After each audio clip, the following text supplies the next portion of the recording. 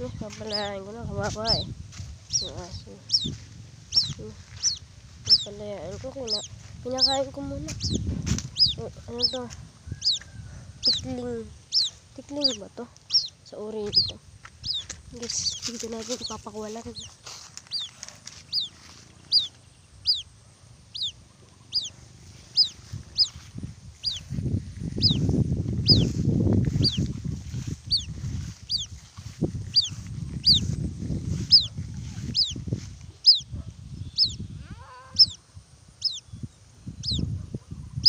Parang hindi mabubuhay guys eh.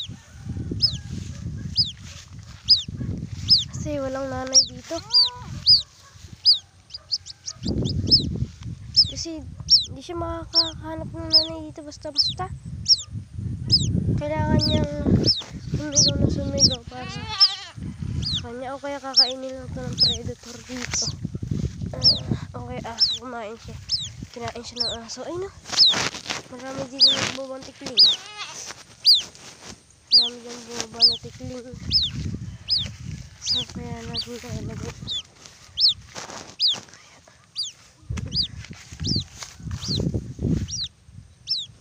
Wala yata dito eh.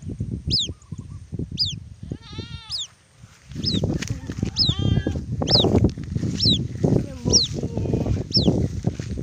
Huwag mo natin ito pag may narinig na bakbulan. Kasi mamamatay din eh. Hindi nila makikita yung nanay nila. Yung mas mainom yung ginawa ko dati. Nagpatunog ako dyan. Wala.